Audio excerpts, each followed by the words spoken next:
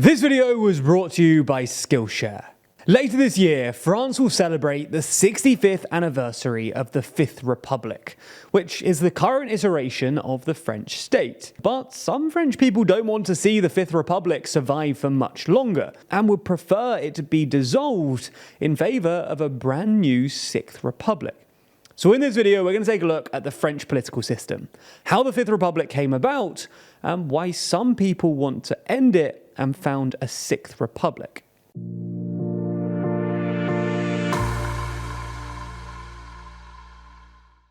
Before we start, TLDR EU is currently only just behind TLDR UK's subscriber count. So if you haven't already, please consider subscribing to this channel and ringing the bell to stay in the loop and help TLDR EU win the subscriber race. To begin, we ought to give a bit of background and context.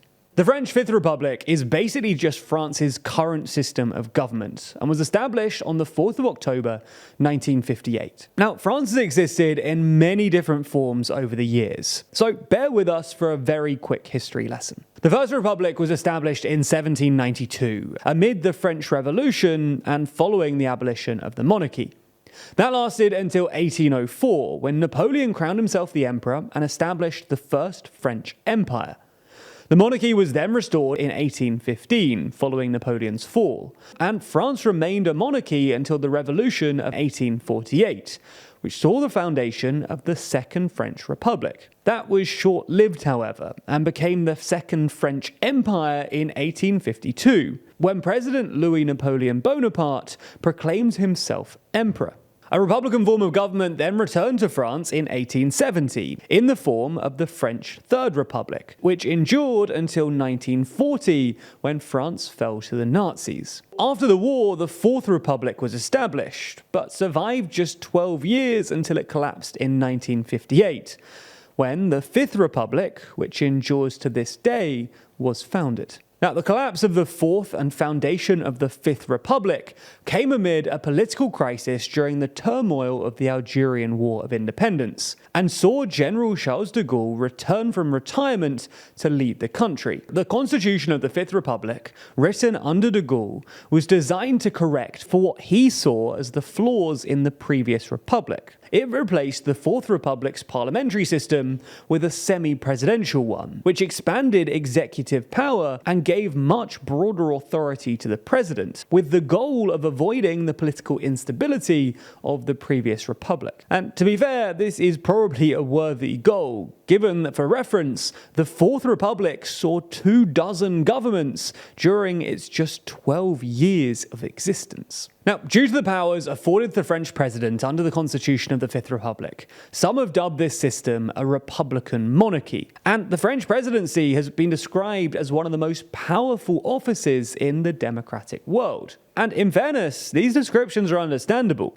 The French president has significant influence over foreign policy and national security, and while it's the prime minister that technically runs things domestically day to day, it's the president who can appoint and dismiss the prime minister and most cabinet officials, as well as dissolve the National Assembly and call early elections. The Constitution also gives the government significant power over Parliament.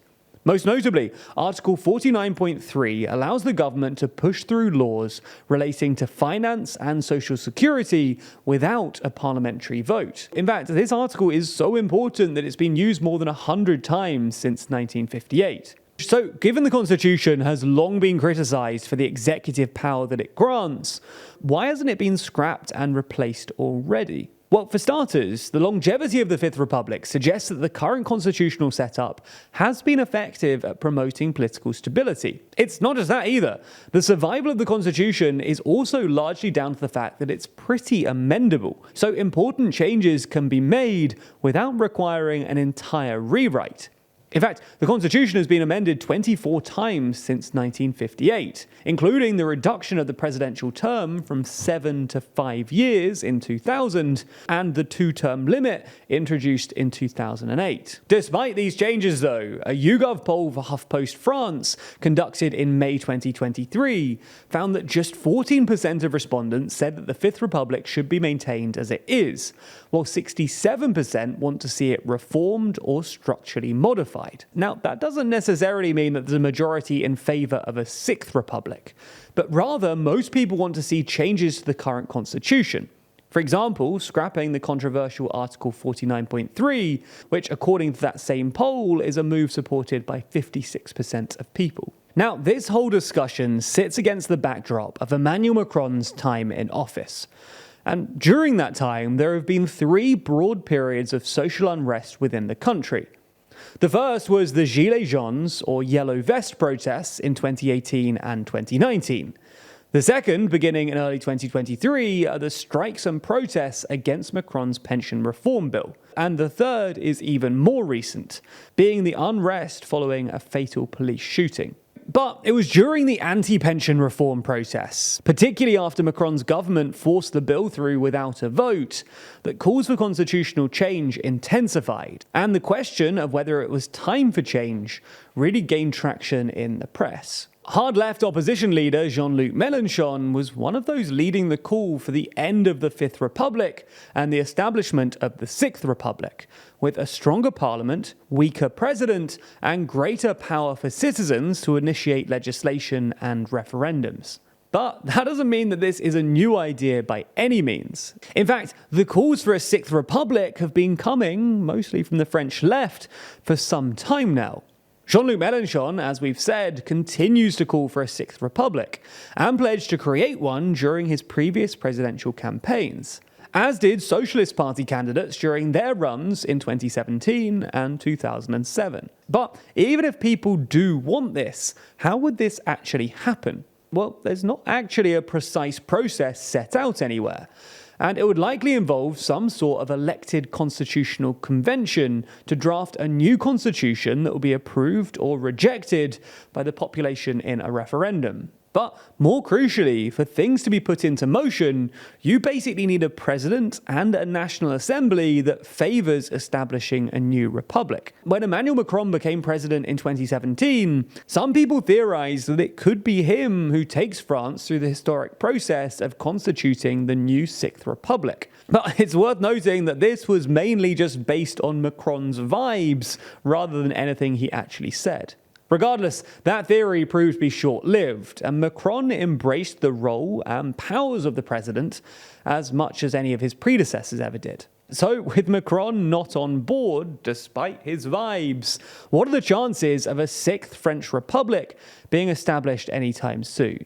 Well, it does seem almost certain it won't happen under President Macron, though he may revive plans for smaller institutional reforms during his remaining 4 years as president. For advocates for a full-on constitutional and system change, though, their best hope is that someone like Jean-Luc Mélenchon wins the 2027 presidential election. But even if that happens, the road to a Sixth Republic would be far from simple. While many French people agree that they want a new constitution and republic, there would be a wide variety of visions for what the Sixth Republic would actually look like. So the process of drafting and approving a new constitution would be particularly difficult and require a whole lot of goodwill. As such, it looks like the process is unlikely to kickstart anytime soon. When it does, it's gonna get messy. So it's worth paying attention to what's happening in France that could shape this system over the next months and years.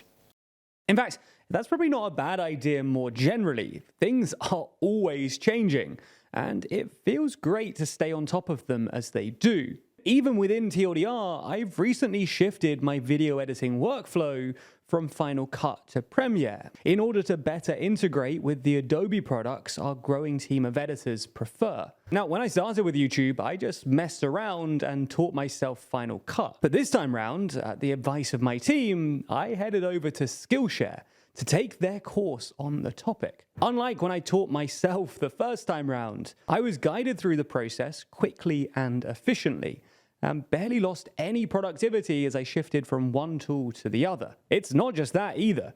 You likely already knew that Skillshare had classes for things like photography, editing, and illustration, but Skillshare also has hundreds of career-focused classes too. Now, we all know at this stage that traditional jobs aren't one size fits all. I mean, I quit my full-time job in marketing so that I could take more control and do YouTube full-time. Now, that's not necessarily the path that you want to take too, but the courses on Skillshare can help you design a career that fits you.